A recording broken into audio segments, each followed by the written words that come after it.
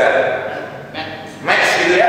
Wah, ini model lain lagi nih, gila juga nih, sesat juga nih. Mas Bahrudin ya, dari Korea Selatan. Assalamualaikum warahmatullahi wabarakatuh. Salam sejahtera buat kita semua. Saya memang dari desa, terus mendirikan sekolah ini sebenarnya juga karena kecelakaan, tidak dari desain tapi dari eksiden. Bermula sebenarnya saya mendirikan kelompok tani, terus berkembang menjadi pabrik kelompok, terus berkembang menjadi serikat pabrikan, dan sampai saat ini sudah tersebar di 10 kabupaten dengan anggota yang cukup besar, sudah sampai sekitar 60.000 di 10 kabupaten. Namanya Serikat Pabrikan Petani Korea Baibah. Salah harfiah Korea Baibah itu desa yang baik, desa yang budaya, desa pokoknya saya pakai desa yang itu. Nah, lalu parameter desa itu budaya, parameter dari Korea Baibah antara lain, kebenarannya nanti antara lain menyelenggarakan pendidikan yang bicara tentang desa itu sendiri. Jadi betul-betul local living context based, berbasis pada lokal, pada konteks kita lokal, sehingga kurikulumnya dirancang menjawab persoalan kehidupan di desa itu sendiri.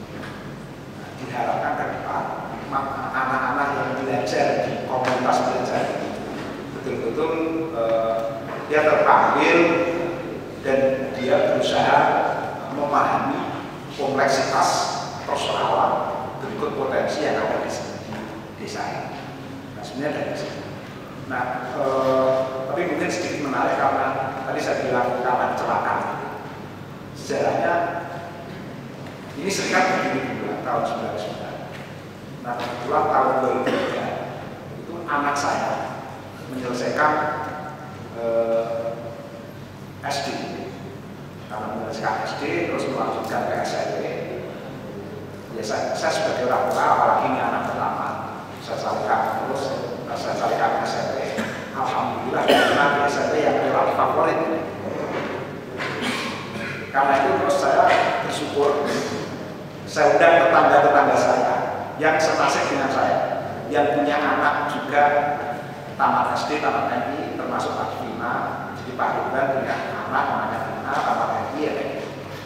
Nah, itu ada 30-an keluarga yang saya undang untuk bicara tentang pendidikan anak kita, karena minggu depan anak-anak harus masuk, sehingga kita mengantisipasi karena kemarin dia belajar di desa, terus besok hari Senin harus ke kota, macam-macam, kita mencoba mengantisipasi, terus kita berdiskusi. Nah, ada 30-an keluarga di desa yang jadi tetangga saya, yang senasib dengan saya, yang punya anak tamat SD, tamat MI. Itu terus kita berdiskusi. Nah, dalam diskusi itu mulai berkembang. Wah, sekarang sekolah biayanya mahal. Umumnya pada soal biaya, karena waktu itu tahun 2003 kan belum ada bos, belum ada macam-macam itu. Jadi yang seperti anak saya, seperti saya itu dibebani waktu itu harus mengeluarkan 4.750.000 diangsur 3 kali untuk sumbangan uang gedung. Nah, itu dirasakan memberatkan. Terus secara emosional saya menjawab, ya kalau gitu kita bikin sendiri. Nah, kecelakaannya itu di situ. Kita bikin sendiri. Nah, terus umumnya teman-teman yang merasa mampu pada protes, katanya mau ngajak musyawarah tentang pendidikan anak-anak kita, kenapa terus berkembang pendidikan sendiri. Nah, saya bilang, ya kalau kita mau menyelesaikan persoalan-persoalan itu yang paling dasar ya kita bikin sendiri. Nanti kan suka-suka kita, mau mahal, mau murah yang terpulang kan kita sendiri. Nah, akhirnya kebanyakan menolak. Terus saya bilang, ya pokoknya kalau ada 10 kita jalan. Kebetulan ada 12, sehingga kita harus jalan. Sehingga dari 30 itu yang siap menyelenggarakan pendidikan secara mandiri itu ada 12. Yang lebih banyak yang 18 itu menolak. Nah, guyon-guyonannya sebenarnya yang papas itu yang 18. Kita mulai nih. Tetapi alhamdulillah dengan 12 itu karena kebetulan di rumah saya itu menjadi sekretariat organisasi kami, waktu itu sudah terkoneksi internet yang unlimited.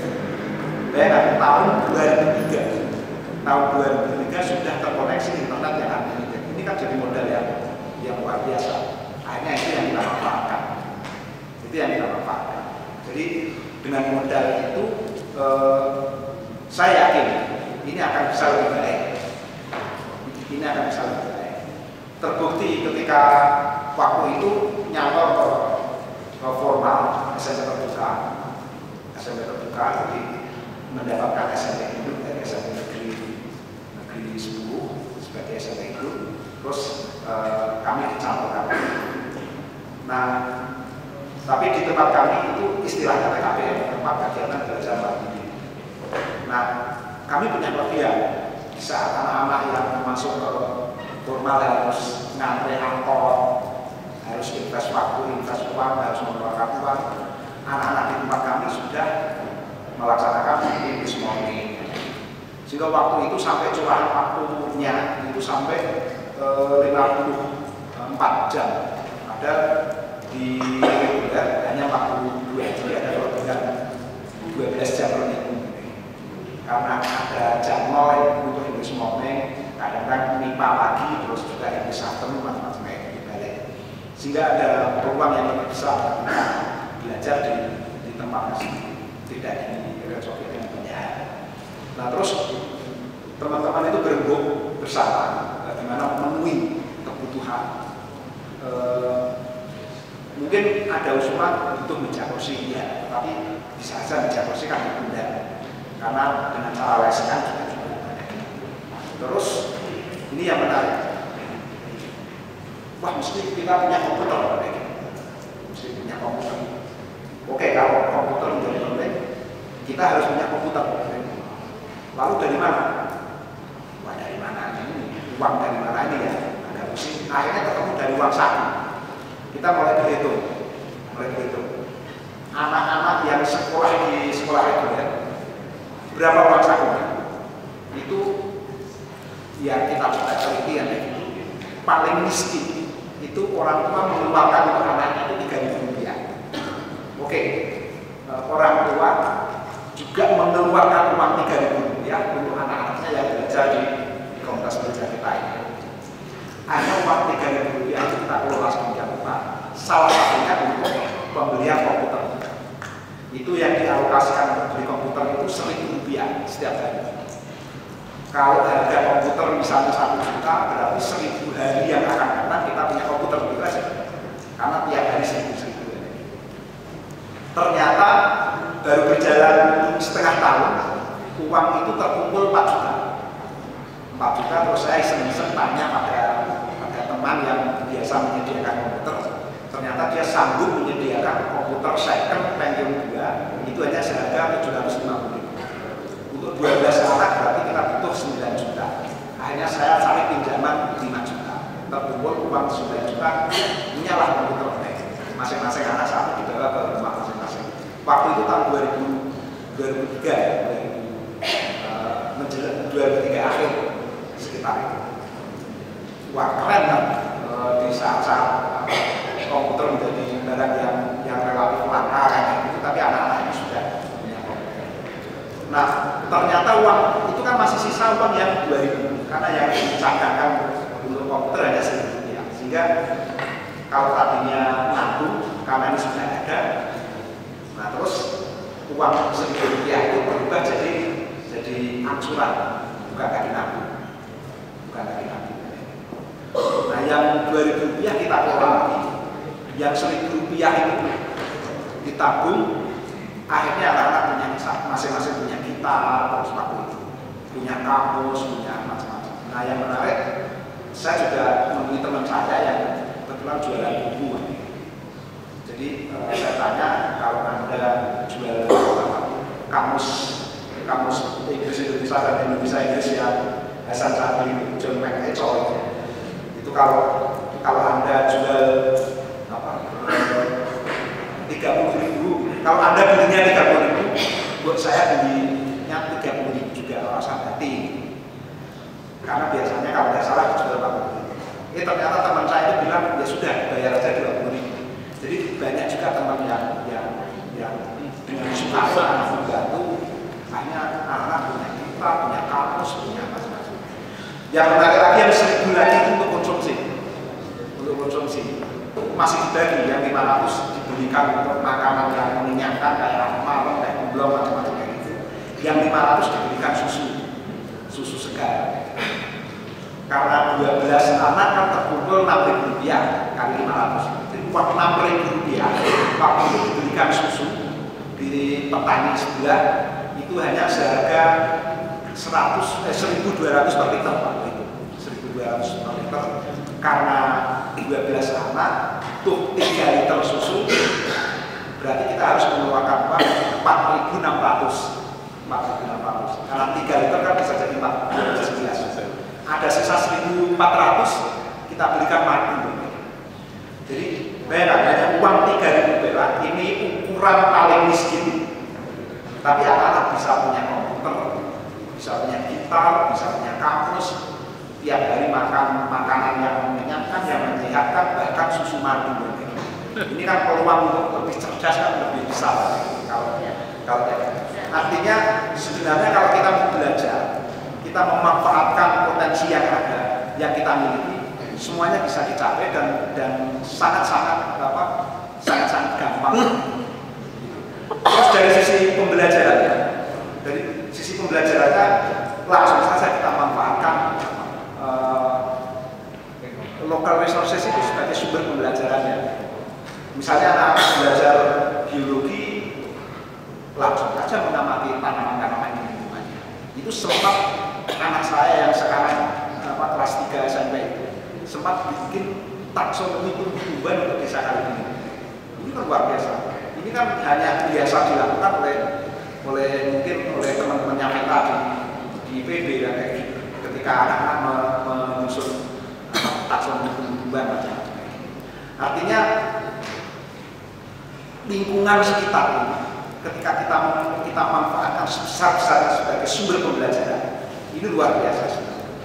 Dan anak-anak tidak harus tercerabut dari lingkungannya untuk melakukan pembelajaran.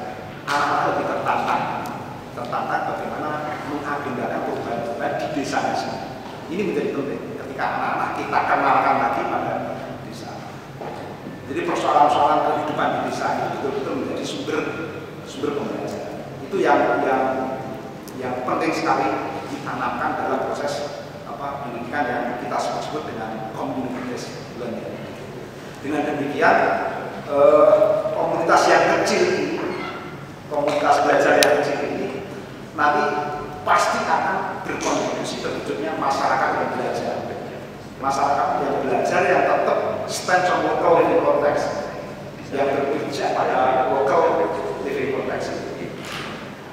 Ya, seperti saya bilang, kalau sudah terjadi learning society, masyarakat yang belajar ya serta-merta akan menjadi masyarakat yang unggul karena belajar. Nah, definisi dari masyarakat yang unggul atau yang sudah disebut dengan advanced society itu sebenarnya ya Korea terbaik. Jadi perwujudan itu mau nggak mau harus melalui konsep pembelajaran yang community based, yang local living context based. Nah, yang kedua menjadi penting.